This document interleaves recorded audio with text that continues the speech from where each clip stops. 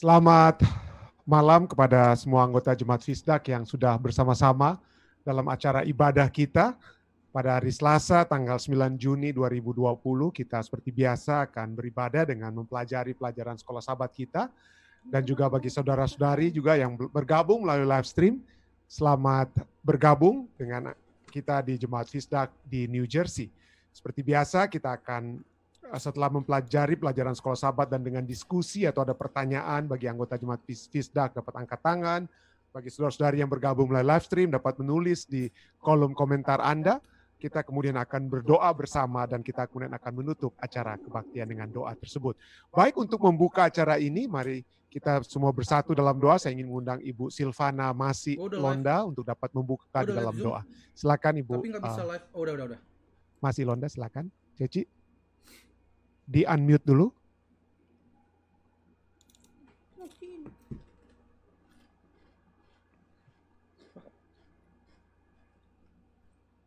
Ceci belum di unmute ya? Belum apa? Ya, silakan Ceci. Tadi sudah, sekarang sudah unmute lagi. Ya, silakan ya. Ya, baiklah kita satu dalam doa. Bapa yang bertakhta dalam kerajaan surga, pada sore ini Tuhan, kembali pula kami datang kepadamu, mengucapkan syukur, baik terima kasih oleh karena kasih dan penyertaan Tuhan bagi masing-masing kami. Sepanjang aktivitas kami hari ini Tuhan, kami sudah lewati, dan kami boleh tiba lagi pada sore ini Tuhan dalam acara renungan malam melalui pelajaran sekolah sahabat. Biarlah Tuhan, sebelum kami memulaikan, biarlah Engkau mau ampunkan kami dari segala kesalahan dan dosa kami yang kami lakukan yang tidak berkenan di hadapan-Mu Tuhan, baik disengaja maupun tidak disengaja, dan biarlah Engkau menerima kami sebagaimana kami ada pada saat ini. Dan kami akan memulaikan acara kami pada malam hari ini. Kami memohon Roh-Mu yang suci untuk hadir di tengah-tengah kami apabila kami mempelajari firman-Mu melalui sekolah sahabat. Biar Engkau bukan hati dan pikiran kami sehingga kami boleh mengerti apa yang akan disampaikan sebentar, dan iman kami selalu dipertambahkan dan pengetahuan kebenaran surga dapat menjadi bagian kami masing-masing, dan kami boleh setia sampai Engkau datang pada kali yang kedua. Bapa yang di dalam kerajaan surga, biarlah Pendeta Stephen Rantung yang akan memimpin acara ini, bahkan akan menerangkan akan pelajaran sekolah sahabat. Biarlah Roh-Mu yang suci dapat menjadi bagian dia, sehingga apa yang dia katakan itu seturut dengan kehendak-Mu. Dan semua yang mendengarkannya, baik kami yang ada di Jemaat Fisdak maupun pemirsa yang sama-sama mendengarkan acara ini, biarlah kami semua dapat diberkati dan firman Tuhan dapat melekat dalam hati dan pikiran kami masing-masing. Kami serahkan akan acara ini ke dalam tangan-Mu. Ampunkan dosa kami yang begitu banyak Bapa. Di dalam nama Yesus kami sudah berdoa dan mengucap syukur. Amin. Terima kasih Bu Ceci yang sudah berdoa. Baik, kita akan pelajaran kita untuk hari Selasa ini, bagaimana kita mengidentifikasikan siapa tanduk kecil itu. Yang tentunya kita bisa lihat dalam yang tertulis dalam kitab Daniel 7, ya. Kitab Daniel 7 Fatsal, kita lihat bagaimana itu disebutkan dalam Fatsal tersebut, Daniel 7 ayat 24 dan seterusnya kita akan lihat ya. Jadi kita sudah lihat bahwa sebelum kita baca pelajaran sekolah sahabat, bahwa ada 3 sistem atau 3 metode untuk menginterpretasikan nubuatan di dalam Alkitab. Kita sudah pelajari itu pada saat hari Minggu yang lalu. Saya berbicara tentang nubuatan dan aliran historis, dan kita sudah bahas bersama bagaimana metode yang pertama adalah disebut dengan istilah preterist, atau apa yang segala nubuatan itu sudah terjadi di masa lampau. Sudah terjadi di masa lampau. Dan bagi mereka yang percaya dengan metode untuk interpretasi yang dikenal dengan preterist, maka tanduk kecil itu adalah kuasa Antiochus Epiphanes keempat, ya, yang hidup kurang lebih 160-an tahun sebelum Yesus lahir. Jadi di zaman Makabeus, jadi mereka sudah melihat bahwa tanduk kecil yang tertulis dalam Daniel Fatsal 7 dan Daniel Fatsal 8 ini sudah dipenuhi di ratusan tahun, 100 sekian tahun sebelum Yesus lahir. Dipenuhi dalam satu tokoh yang dikenal dengan namanya Antiochus Epiphanes yang keempat. Lalu kemudian ada sistem metode interpretasi nubuatan yang kedua, yaitu metode yang kita kenal dengan istilah futurist, ya. Futurist itu adalah mereka yang percaya bahwa nubuatan Daniel dan Wahyu itu nanti akan dipenuhi sebelum kerajaan 1000 tahun di dunia ini, di Israel itu terjadi saat Yesus datang, lalu kemudian Yesus akan memerintah bersama-sama di negara Israel atau di teritori Israel saat ini selama 1000 tahun. Dan sebelum kedatangan Yesus yang kedua kali itu, kita tahu, kita sudah pelajari, futurist ini yang kenal dengan istilah dispensasionalisme ini berbicara tentang apa ya, adanya secret rapture ya dan lain sebagainya. Tetapi sebelum itu juga menjelang kedatangan Yesus kedua kali, sebelum dia memerintah selama 1000 tahun di bumi, maka akan ada tanduk kecil tersebut yang akan melawan segala kehendak Tuhan selama 3,5 tahun. Nah, kenapa 3,5 tahun ya, nanti kita akan pelajari juga ya, yang tertulis dalam Daniel pasal 7. Jadi yang mana? Preterist percaya bahwa nubuatan-nubuatan sudah terjadi di masa lalu, the past. Futurist percaya bahwa nubuatan itu akan terjadi di masa yang akan datang, ya, atau the future. Sedangkan kita percaya seperti apa yang tertulis dalam kitab Daniel, historis itu adalah bahwa nubuatan itu mulai terjadi di masa penulis kitab seperti Daniel, dan terus di sepanjang sejarah tanpa berkeputusan, tidak ada gap, sampai kerajaan batu. Daniel 2 berbicara dengan kerajaan emas, kerajaan perak, kerajaan tembaga, kerajaan besi, kerajaan yang besi bercampur tanah liat, sampai dengan kerajaan batu, tidak ada yang terputus. Jadi itu sudah dimulaikan dengan kerajaan emas di zaman di zaman Daniel sendiri, dan Daniel itu ada juga setelah dia berada di kerajaan emas, dia juga masih sempat bersama-sama dengan kerajaan Medo-Persia, yaitu kerajaan perak. Ya, jadi tetapi Daniel tidak hidup di zaman perunggu, besi ataupun besi dengan tanah liat. Kerajaan perunggu, besi dan tanah liat itu masih di future daripada Daniel, belum dipenuhi. Dan di zaman Yohanes, kitab Wahyu itu sangat berhubungan dengan kitab Daniel, dan pada saat Yohanes menulis di Pulau Patmos, kerajaan Babylon, kerajaan emas itu sudah lewat, kerajaan Medo-Persia itu sudah apa? Sudah lewat, kerajaan perak, kerajaan Yunani atau Greka, kerajaan tembaga itu juga sudah lewat, dan saat itu Yohanes berada di kerajaan besi atau kerajaan Romawi kekafiran. Tetapi Yohanes belum berada di zaman apa? Besi yang bercampur dengan tanah liat. Dan tentunya itu masih berada di waktu yang akan datang atau di future bagi Yohanes. Jadi mari kita lihat sekarang bagaimana kita dapat mengidentifikasikan tanduk kecil yang nanti kita lihat akan keluar setelah kerajaan keempat. Setelah kerajaan apa? Keempat, kerajaan Romawi tersebut muncul. Ya, mari kita lihat ya. Bacaan kita. Sini dikatakan selama berabad-abad para reformator Protestan mengidentifikasi kuasa tanduk kecil dalam Daniel 7 dan dalam Daniel 8 sebagai gereja Romawi, gereja Roma atau kepausan ya. Kenapa? Karena kalau kita membaca Daniel 7 ayat 1 sampai 5 dan Daniel 8 ayat 1 sampai dengan 13, kita dapat melihat ciri-ciri umum dari tanduk kecil di dalam kedua pasal tersebut, dalam Daniel 7 dan Daniel 8. Kita tidak punya waktu malam hari ini untuk membaca keseluruhan, tapi saya mengundang kita semua nanti membaca Daniel 7 ayat 1 sampai 25 dan Daniel 8 ayat 1 sampai 13. Bagaimana kita bisa mengenal tanduk kecil ini? Mari kita terus membaca pelajaran sekolah sahabat kita. Ada 7 karakteristik umum tanduk kecil dalam Daniel 7 dan 8. Yang pertama, keduanya digambarkan sebagai tanduk. Sebagai tanduk ya. Kedua, keduanya memiliki kuasa untuk menganiaya. Itu ditulis dalam Daniel 7 ayat 21 dan 25. Lalu Daniel 8 ayat 10 dan 24.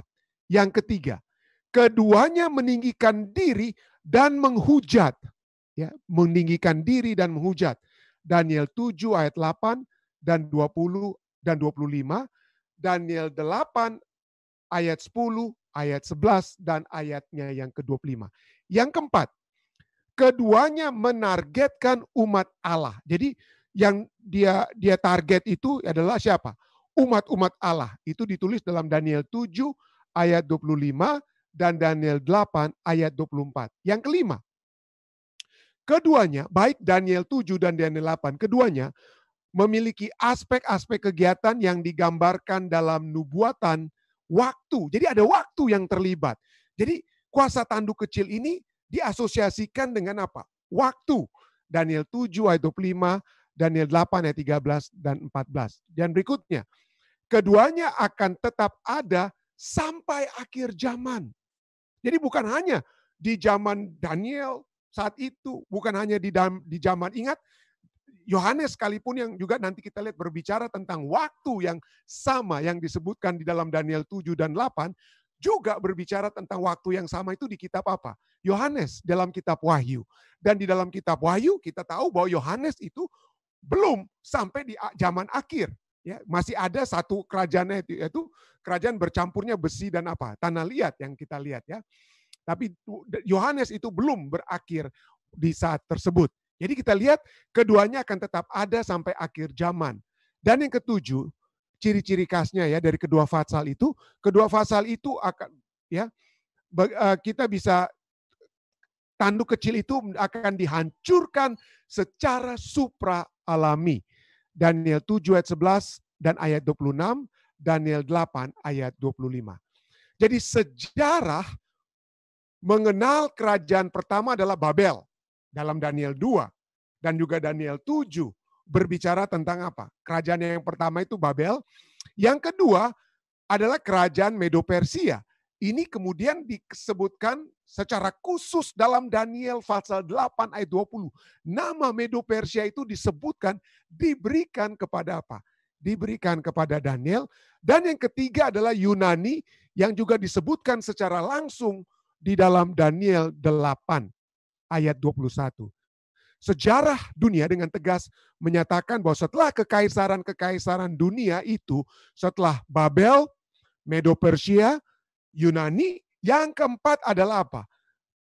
Datanglah kerajaan Roma. Itu yang keempat ya. Dalam Daniel 2, besi yang melambangkan Romawi berlanjut ke kaki besi yang bercampur tanah liat sampai akhir zaman. Tanduk kecil dalam Daniel 7 muncul dari binatang keempat, tetapi tetap menjadi bagian dari binatang yang keempat. Dia merupakan bagian, karena dia merupakan bagian dari 10 tanduk binatang yang keempat. Ya. Tapi pada saat tanduk kecil ini muncul, 3 tanduk itu apa? Patah. Kuasa apakah yang muncul dari Romawi dan melanjutkan pengaruh politis keagamaan yang bersatu, politis dan keagamaan itu disatukan selama setidaknya 1260 tahun seperti yang tertulis dalam Daniel 7 ayat 25. Kita tidak harus melihat hanya Alkitab, tapi sejarah dunia yang dituliskan oleh ahli-ahli sejarah dunia menyatakan bahwa hanya satu kekuasaan yang cocok dengan sejarah dalam nubuatan, yaitu kuasa kepausan. Kuasa kepausan. Kepausan berkuasa di antara 10 suku bangsa barbar di Eropa dan mencabut 3 dari antara mereka. Ya, mencabut 3 dari antara kuasa kepausan tersebut. Kita tahu dalam sejarah bagaimana ini dipenuhi, di mana kuasa apa ya? Kuasa dari kerajaan Heruli, Vandals dan Ostrogoth itu apa? Dia hancurkan, habis, dan muncul apa? Kepausan tersebut ya. Setelah dihancurkan ketiga tanduk yang memerintah Eropa pada saat itu. Jadi hanya kepausanlah yang berkuasa di antara 10 suku bangsa barbar di Eropa dan mencabut 3 dari antara mereka seperti yang tertulis dalam Daniel 7 ayat 24. Kepausan itu berbeda dengan yang sebelumnya seperti dalam Daniel 7 ayatnya yang ke-24 di mana ia menunjukkan keunikannya dibandingkan dengan suku bangsa yang lain, yang mana kepausan itu mengucapkan kata-kata sombong yang menentang yang maha tinggi dalam Daniel 7 ayat 25 dan meninggikan diri setinggi panglima bala tentara langit dalam Daniel 8 ayat 11 dengan merampas peran Yesus dan menggantinya dengan paus. Jadi kepausan memenuhi nubuatan penganiayaan orang-orang kudus milik yang maha tinggi dalam Daniel 7 ayat 25, dan menjatuhkan beberapa bintang-bintang seperti yang tertulis dalam Daniel 8 ayat 10, dan selama kontra reformasi. Jadi setelah reformasi Martin Luther, Calvin dan Zwingli, kepausan melakukan kontra reformasi. Mereka mencoba juga untuk apa? Membuat reformasi seakan-akan apa ya? Melawan reformasi Protestan dan mereformasi diri mereka sendiri juga ya. Tapi selama kontra reformasi, ketika orang-orang Protestan itu dibantai, kepausan berusaha untuk mengubah waktu dan hukum. Ya, Daniel 7 ayat 25 dengan menghapus perintah kedua dan mengubah hari Sabat menjadi hari Minggu. Anda tidak perlu percaya apa yang saya katakan. Mungkin kita pikir, ini pendeta Advent yang bilang. Tetapi selidikilah sejarah-sejarah dunia yang ditulis bukan oleh orang Advent, tetapi ditulis oleh sejarawan dunia. Dan juga katekismus gereja Katolik yang menyatakan mereka yang merubah. Mereka mendapat kuasa dari surga dan mereka lah yang merubah hari perbaktian dari hari Sabtu itu kepada hari Minggu melalui kuasa yang Tuhan berikan kepada mereka. Mereka lah sekarang yang memiliki kuasa yang menjadi pengantara umat manusia dengan apa? Menjadi Allah. Jadi ini bukan satu hal yang rahasia, tidak dirahasiakan, terbuka secara gamblang. Bagaimana gereja dikatakan oleh gereja Katolik memiliki kuasa untuk merubah waktu dan hukum. Jadi hukum perintah kedua itu apa? Dihilangkan, perintah ke-10 itu dibagi 2. Coba Anda lihat 10 hukum gereja Katolik dibandingkan dengan 10 hukum gereja Protestan. Ya, berbeda. Ya, karena ada yang mereka rubah. Ya, yang hukum kedua, kenapa hukum kedua? Karena mereka tidak suka dengan patung-patung. Ya, ada patung-patung yang tidak boleh disembah, tapi mereka bilang, itu tidak perlu lagi. Ya, mereka yang rubah. Jadi dalam Daniel 2, 7, dan 8, setelah Yunani muncul satu kuasa yang akan ada hingga akhir zaman. Kuasa apakah lagi yang mungkin selain daripada Roma yang sekarang dalam bentuk kepausan? Tidak peduli betapapun dianggap tidak pantas, mengapa ini adalah satu pengajaran yang sangat penting dari pekabaran 3 malaikat, sehingga merupakan satu komponen sangat penting dari kebenaran apa? Saat ini. Jadi gereja memiliki kuasa yang begitu hebat. Dan Alkitab sudah memberitahukan bagaimana kuasa itu akan apa? Memerintah tanpa ada yang dapat apa? Melawan. Ya, saya ingin kita, kalau mungkin Saudara Ridwan bisa tunjukkan kembali gambar dari 2300 petang dan pagi seperti yang kita sudah tunjukkan kemarin. Ya, mari Anda lihat di layar Anda, mungkin itu kita lihat bagaimana kita kemarin kita sudah berbicara tentang 70 minggu dari Daniel 9 ayat 24 atau 490 apa? Tahun, ya. Lalu ini merupakan bagian dari 2300 apa? Petang dan pagi dari profesi atau nubuatan Daniel 8 ayat 14.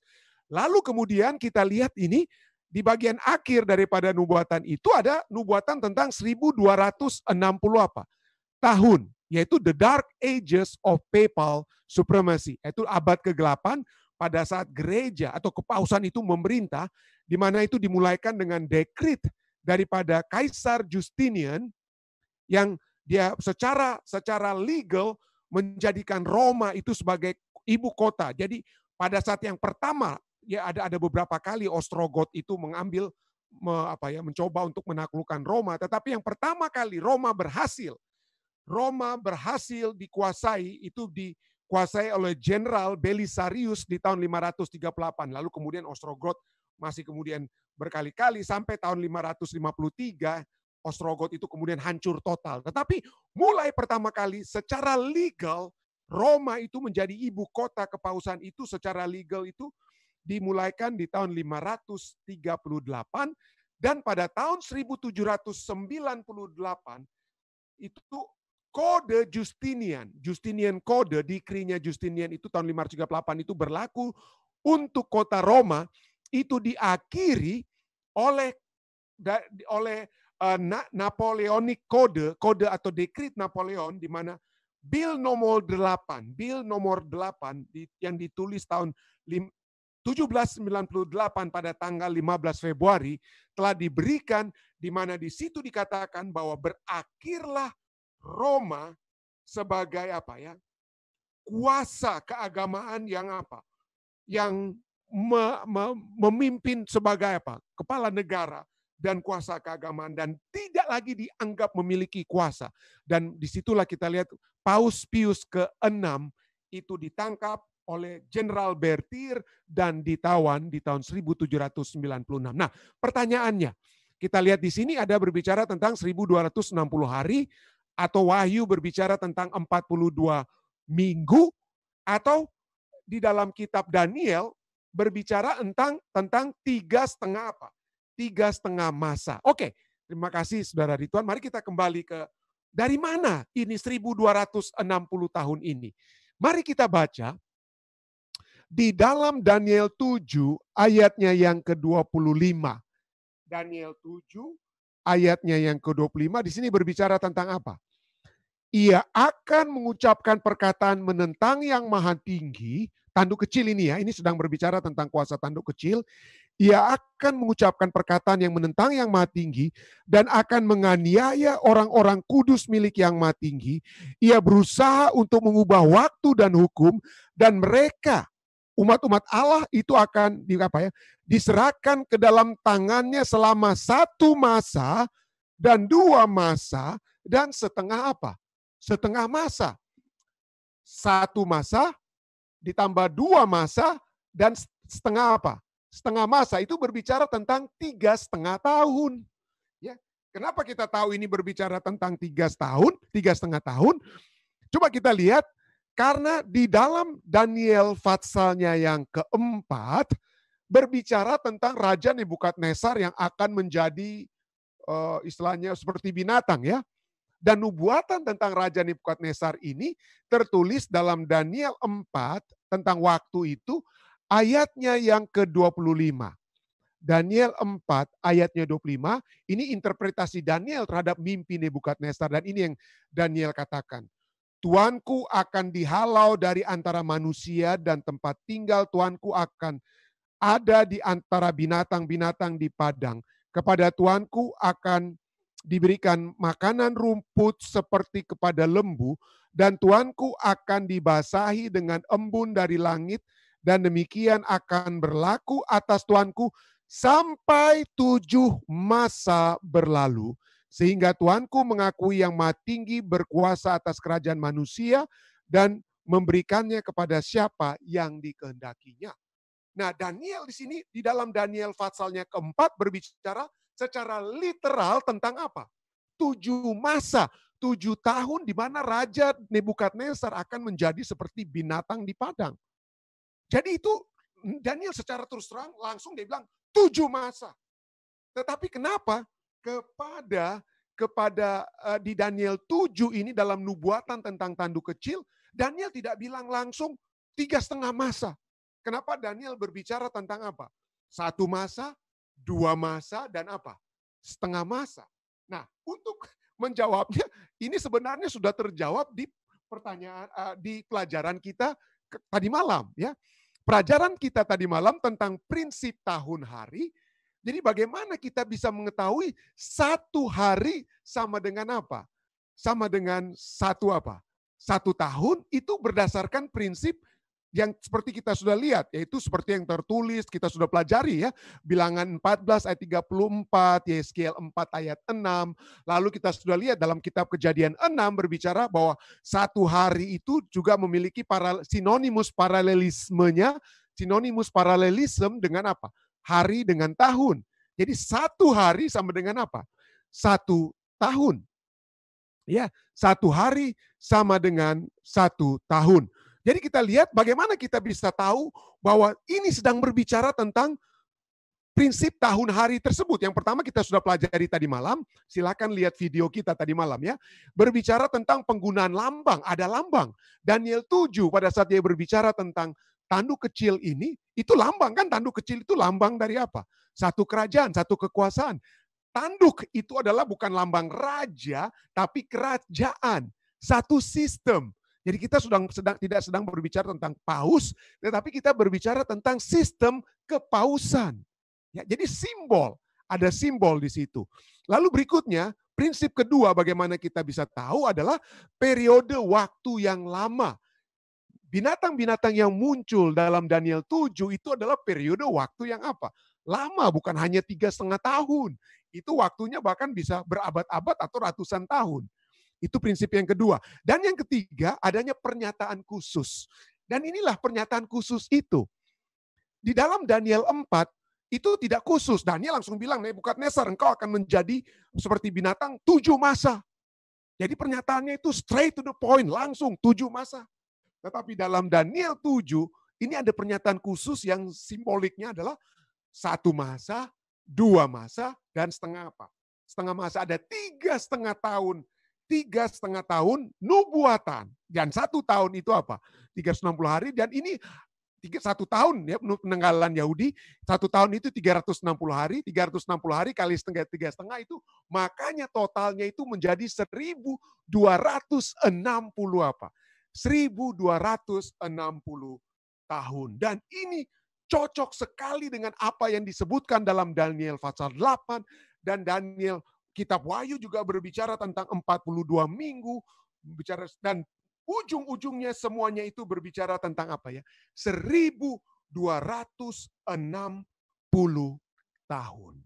1.260 tahun. Dan nubuatan ini sudah apa ya? Sudah betul-betul tepat. Waktunya, kurun waktunya itu tepat. Dan ciri khas daripada apa yang dilakukan kepausan itu sudah cukup apa? Tepat, diakui dalam sejarah dan bahkan diakui oleh apa ya? Diakui oleh gereja Katolik sendiri. Gereja Katolik sendiri. Jadi tidak ada yang menyangkal dan tidak heran para apa ya? Para reformator sudah apa? Menekankan bahwa tanduk kecil ini tidak lain adalah apa? Kepausan. Tanduk kecil ini tidak lain adalah kepausan. Itu dipercayai oleh Martin Luther, Zwingli, John Calvin, bahkan sampai apa? Pemimpin-pemimpin Protestan, sampai Charles Spurgeon. Tetapi seperti yang kita pelajari, pada saat reformator berbicara bahwa tanduk kecil ini kepausan, maka Jesuit, tokoh-tokoh teolog Katolik mula-mula atau gereja itu mereka mulai apa? Membuat interpretasi seperti yang kita sudah pelajari. Kemarin waktu yang lalu mereka membuatlah itu apa ya? Futurisme dan lain sebagainya yang menjadi apa? Yang mencoba untuk membuat seakan-akan itu bukan apa? Itu bukan lagi kepausan. Dan sayangnya gereja evangelikal dan gereja Protestan saat ini tidak lagi mengikuti seperti interpretasi yang dibuat oleh reformator Kristen mula-mula. Tapi satu hal yang saya mau tekankan di waktu yang sisa ini. Kitab Daniel pasal 7, Daniel pasal 8, Wahyu pasal 13 berbicara tentang kuasa ini. Kuasa yang akan bahkan menganiaya umat-umat Tuhan. Tetapi sesungguhnya cukup menarik apa yang tertulis di permulaan Daniel pasal 7. Ya. Daniel pasal 7 berbicara di ayatnya 25, seperti kita lihat, dia mengucapkan perkataan yang menentang yang maha tinggi, dia akan menganiaya umat Tuhan, dia akan buat ini dan itu dan lain sebagainya. Dan itu seringkali membuat kita apa? Gentar. Apalagi kemudian kita mengetahui nubuatan Daniel pasal 13, Wahyu pasal 13 berbicara bahwa kuasa tanduk kecil ini tadinya terluka. 1798 dia terluka, tapi kemudian lukanya itu sembuh. Dan dia akan apa? Memerintah dengan lebih hebat. Dan lebih apa? Sepertinya seakan-akan lebih berkuasa. Ada hukuman mati kalau orang tidak menyembah dia. Kita seringkali ketakutan. Tetapi kita tidak perlu takut. Kenapa kita tidak perlu takut? Coba kita lihat. Cukup menarik apa yang tertulis dalam Daniel pasal 7. Daniel pasal 7 berkata apa? Sebelum tentang nubuatan tanduk kecil. Ya. Jadi sebelum Daniel itu dibuat ngeri dengan melihat apa yang dibuat oleh tanduk kecil, tapi sesungguhnya ada yang menghibur di sini. Apa yang menghibur? Daniel 7 ayat 1 berkata, pada tahun pertama pemerintahan Belshazzar Raja Babel, bermimpilah Daniel dan mendapat penglihatan-penglihatan di tempat tidurnya, lalu dituliskannya apa? Mimpinya itu, dan inilah garis besarnya. Kenapa ini sangat signifikan? Kenapa ini sangat penting? Karena saya percaya Daniel saat itu Ya, pada zaman Belshazzar, Daniel itu bukan apa-apa. Daniel itu kalau kita pelajari dalam Daniel Fatsalnya yang kelima berbicara tentang tulisan di dinding, Raja Belshazzar yang sedang mengadakan pesta pora, lalu Raja Belshazzar bahkan dalam pesta poranya dia mengambil perabotan-perabotan dari yang tadinya merupakan bagian dari Ka'bah di Yerusalem, suci, dianggap suci bahkan oleh Raja Nebukadnezar, kakek daripada Belshazzar, tetapi Belshazzar ini terus terang dalam bahasa itunya agak apa ya, ya bahasa kasarnya itu kurang ajar. Dia ambil perkakas suci tersebut dan dia pakai untuk pesta poranya. Jadi dia tidak mengenal Daniel. Dia tidak tahu siapa, atau mungkin lebih tepatnya dia tidak mau tahu siapa itu Daniel. Daniel itu mungkin bahkan boleh dikatakan tidak diperdulikan lagi oleh Belshazzar. Jadi pada tahun pertama pemerintahan Belshazzar, pada saat itulah Daniel itu sudah bukan apa-apa. Dan Daniel sudah melihat bagaimana kuasa Belshazzar ini berbeda dengan kakeknya, Nebukadnezar. Nebukadnezar itu mengangkat Daniel sebagai orang kedua. Nebukadnezar mengangkat Daniel sebagai apa? Sebagai Perdana Menteri. Bahkan Nebukadnezar mengakui Allah daripada Daniel. Dan dia mengakui dan untuk disembah juga Allah daripada apa? Daniel. Tetapi Belshazzar tidak mengakui Allahnya Daniel. Belshazzar merendahkan apa yang telah dilakukan bahkan oleh kakeknya, the great Nebukadnezar. Mungkin Nebukadnezar itu sudah menyimpan dengan baik perkakas-perkakas Ka'bah dari Yerusalem karena hormatnya kepada Daniel. Tapi mungkin Belshazzar ini dia rubah itu dia. Dia injak. Mungkin pada saat itu, mungkin tidak ada tertulis dalam Alkitab, mungkin pada saat itu umat-umat Tuhan bukan hanya Daniel yang lengser atau ditekan, tapi saya percaya umat-umat Tuhan lainnya itu sedang berada dalam tekanan, sedang berada dalam satu situasi penganiayaan yang mungkin kecil penganiayaannya. Jadi di dalam situasi seperti ini, saya percaya pada saat Daniel mendapatkan penglihatan ini, ya dia akan melihat, Daniel tahu bahwa ini nubuatan tentang apa yang akan terjadi di akhir zaman. Daniel masih ada di kerajaan yang pertama. Masih ada beberapa kerajaan sampai munculnya tanduk kecil tersebut. Tetapi kepada Daniel, Daniel sudah melihat. Ya, tanduk kecil ini adalah gambaran daripada untuk di zaman Daniel, Belshazzar. Daniel bisa melihat ciri khas Belshazzar di tanduk kecil. Dan dengan adanya itu Daniel melihat apapun yang nantinya terjadi. Ya, maka dia akan dapat melihat bahwa Tuhan itu apa? Tuhan itu tetap akan lebih berkuasa. Dan betul, Daniel hidup sampai zaman apa? Sampai zaman Medo-Persia. Sampai Daniel melihat kematian daripada Belshazzar. Dan disinilah kita dapat melihat bahwa walaupun di akhir zaman, kuasa tanduk kecil ini, kuasa binatang ini akan semakin besar, tapi Daniel sudah melihat akhir daripada tanduk kecil di zamannya. Yaitu kematian daripada apa? Belshazzar.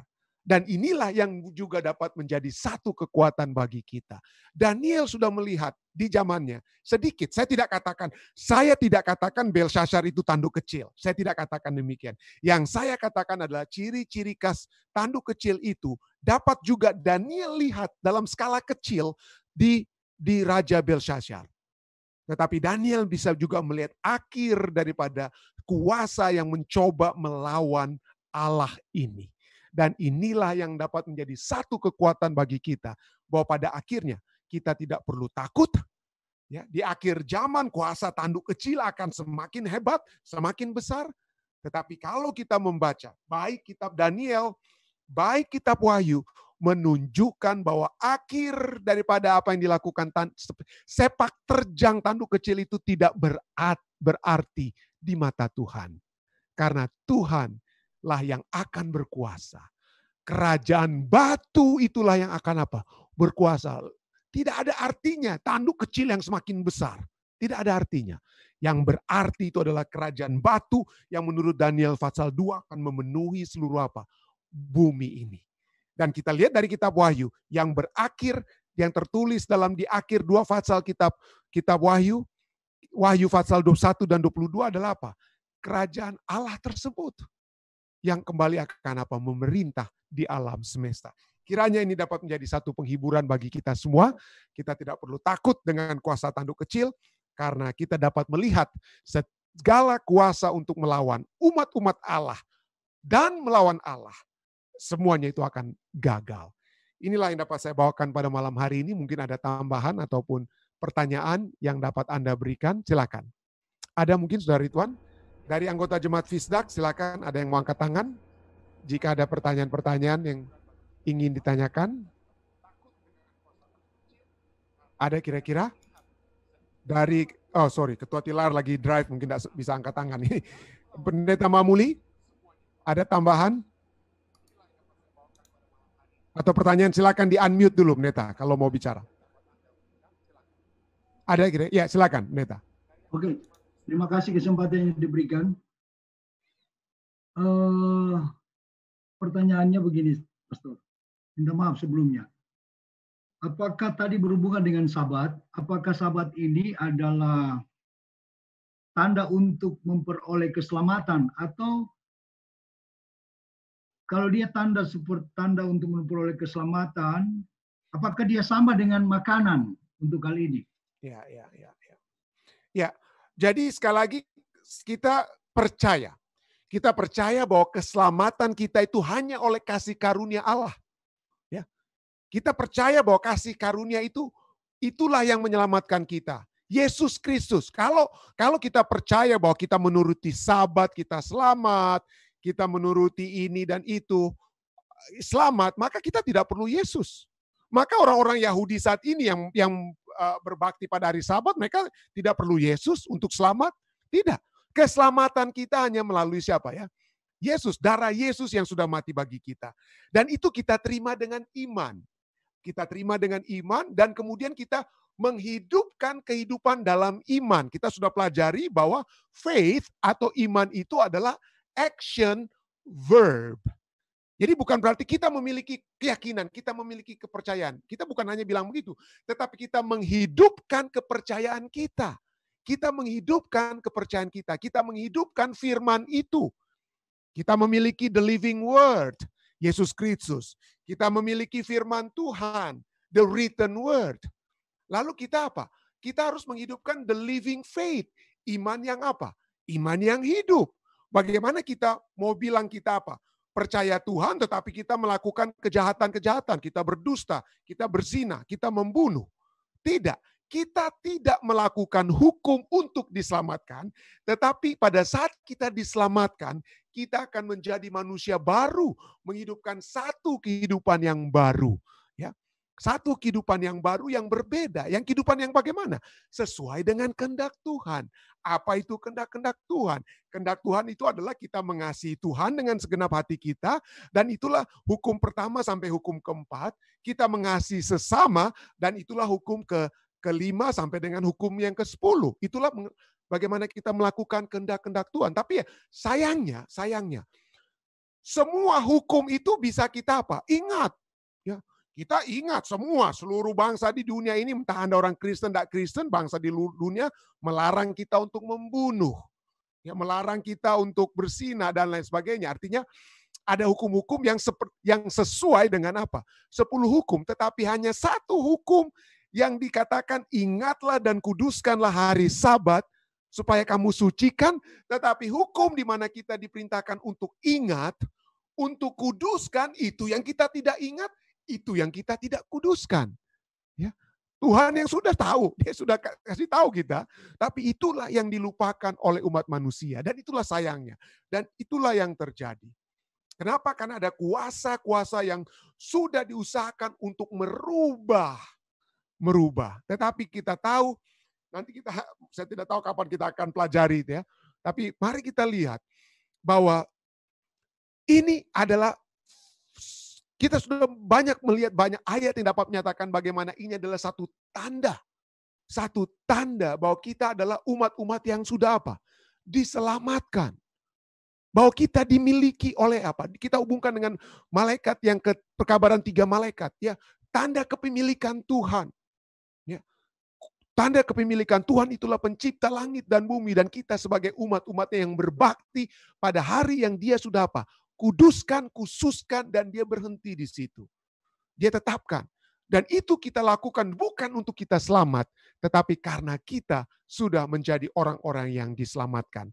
Jadi inilah yang dapat saya katakan dan mungkin kita diingatkan kembali, saya percaya Pendeta Mamuli, bagaimana hukum yang keempat itulah yang paling mendapat serangan. Orang tidak menyerang. Tidak ada keputusan Paus yang merubah jangan kamu membunuh, tidak. Tidak ada keputusan Paus yang merubah jangan kamu mengingini. Bahkan hukum ke-10 yang mengingini itu dibagi dua oleh Gereja Roma Katolik. Tetapi yang dirubah oleh Gereja Katolik itu yaitu hukum keempat. Dan tentunya hukum kedua yang dihilangkan oleh karena adanya penyembahan-penyembahan patung. Ya, tapi itulah yang yang telah terjadi dalam sejarah gereja. Dan bagaimana serangan itu ditujukan kepada hukum juga. Hukum yang keempat itu. Baiklah, ini dapat saya tambahkan. Ada lagi mungkin yang lainnya? Terima kasih. Atau mungkin Pendeta Mamuli juga mau tambahkan. Silakan. Sudah, terima kasih. Baik, ada lagi yang lainnya? Ada pertanyaan dari Facebook, Pendeta? Ya, silakan. Dari saudari Eli Cherry. Pertanyaannya adalah, kenapa sesudah Nebukadnezar kok yang jadi raja cucunya? Kemana anak Nebukadnezar? Oh, oke. Ya, jadi kita sudah sempat, terima kasih, pertanyaan yang sangat bagus ya. Jadi pendidikan arkeologis itu mencatat apa yang terjadi. Ya, penyelidikan arkeologis kita tidak punya waktu banyak ya, menyebutkan bagaimana Raja Belshazzar itu memerintah bersama-sama dengan Raja Nabonidus ayahnya. Kenapa Nabonidus ayah daripada Belshazzar itu tidak ada di Babylon pada saat itu? Karena menurut peninggalan arkeologi dia sedang bertapa untuk menjadi imam juga ya. Dia fokusnya itu bukan tentang pemerintahan, tetapi fokusnya dia itu adalah untuk hal-hal yang religious. Dia bertapa sehingga Belshazzar lah yang menjadi raja bersama-sama dengan dia, tetapi Belshazzar lah yang memerintah. Belshazzar. Nah, kalau kita hubungkan, kalau kita hubungkan dengan apa yang terjadi di dalam Daniel pasal 4, di dalam Daniel pasal 4, Belshazzar katakan siapa yang berhasil. Daniel pasal 5, bukan Daniel pasal 4. Daniel pasal 5. Dalam Daniel pasal 5, siapa yang berhasil menginterpretasikan tulisan di dinding, dia akan kuangkat menjadi orang ketiga di kerajaanku, di kerajaan Babylon. Kenapa? Dikatakan bukan orang kedua. Biasanya kalau Nebukadnezar waktu dia bermimpi dan siapa yang bisa, dia akan diangkat menjadi orang kedua karena Nebukadnezar orang yang pertama ya. Kenapa? Kenapa untuk Belshazzar dalam Daniel pasal 5 menjadi orang yang ketiga? Karena si Belshazzar itulah orang yang kedua. Ayahnya itu mungkin masih dianggap Nabonidus adalah adalah orang yang pertama. Ya. Nabonidus itu adalah orang yang pertama, Belshazzar orang kedua, dan Daniel yang kemudian berhasil menginterpretasikan itu diangkat menjadi orang ketiga, walaupun pada malam hari itu tentu saja Belshazzar mati. Ya. Dan inilah juga yang menjelaskan bahwa ratu yang permaisuri yang menegur Belshazzar, yang memperkenalkan Daniel, itu sesungguhnya bukan istri daripada Belshazzar, tetapi ibunya. Ibu Belshazzar, istri Raja Nabonidus, ya, yang masih ada di istana. Yang bertapa pergi sendirian itu si Nabonidusnya, tapi ibunya. Jadi makanya kita lihat itu satu pembahasan yang cukup menarik, bagaimana permaisuri atau ratu yang dalam Daniel pasal 5 itu sepertinya bisa bicara mengejek anaknya sendiri dan anaknya tidak marah karena yang sedang tegur dia atau sedang ejek dia itu adalah ibunya, yaitu permaisuri saat itu, yaitu istri daripada Raja Nabonidus, ibu daripada Raja Belshazzar. Terima kasih pertanyaan yang bagus yang sudah diberikan. Baik, ada lagi pertanyaan lainnya yang dapat disampaikan? Jadi silakan membaca kembali Daniel pasal 5. Cukup menarik ya, pelajaran yang dapat banyak kita ambil di situ. Ada lagi yang lainnya? Pertanyaan lainnya? Ada. Ketua Ridwan, ada yang mau ditambahkan? Ada dari Om Angli. Oh, dari Ketua Angli, silakan. Terima kasih Pendeta, terima kasih. Tadi kan Pendeta katakan tadi mengenai ketika Gereja Katolik merubah itu hukum hari Sabat itu dari hari Sabat ke hari Minggu itu. hukum keempat, kemudian mengenai hukum kedua mengenai penyembahan patung, penyembahan berhala. Dikatakan tadi bahwa reformator gereja Protestan dan juga gereja-gereja Kristen lainnya, mereka mengetahui tentang hal-hal tersebut.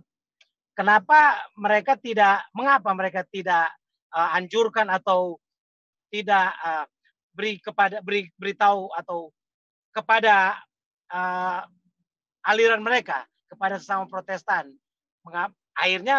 Pada akhirnya hukum hari Minggu itu tetap dijalankan. Kira-kira pendeta bisa terangkan?